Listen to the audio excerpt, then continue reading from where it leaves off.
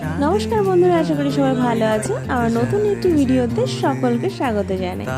তো এই ভিডিওটি অন্ধ্রপ্রদেশের একটি হাট বাজারের ভিডিও।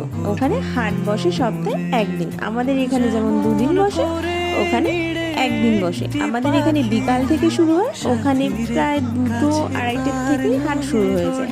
আর দেখো, হাটের নিয়মটা খুবই ভালো। সবাই 20 টাকা 30 টাকা করে জিনিসপত্র ভাগ ভাগ করে রেখে দেয়, যাতে কারোর কোনো অসুবিধা হয় না। মানে আমার তো অন্তত কোনো অসুবিধা হয়নি, এটাই মনে হয়েছে। গিয়ে জিজ্ঞাসা করতে হবে এটা কত ওটা কত, বলে দিলে হয়ে গেল। প্রথম ভাষার একটু অসুবিধা হতো, কিন্তু পরে গিয়ে অনেক ভাষায় যেহেতু শিখে ফেলেছিলাম, তাই কোনো অসুবিধা নেই। আর হাট বাজারে কি না পাওয়া যায়, হাটে সবজি থেকে শুরু করে মশলাপাতি সমস্ত কিছু পাওয়া যায়। আর সত্যিই দেখতে অপূর্ব লাগছিল।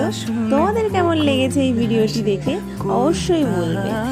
প্রথম হাটে গিয়ে খুব অসুবিধা হতো, যেটা ভাগ করা না থাকে আমি কত কিলো বলবো।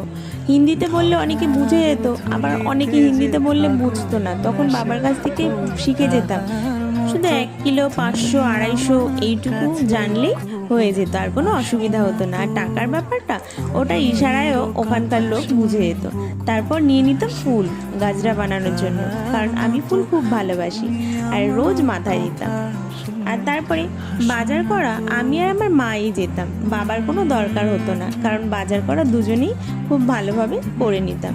আমার তো বেশ ভালো লেগেছে। তোমাদের ভালো লাগলে অবশ্যই একটা লাইক করে দিও।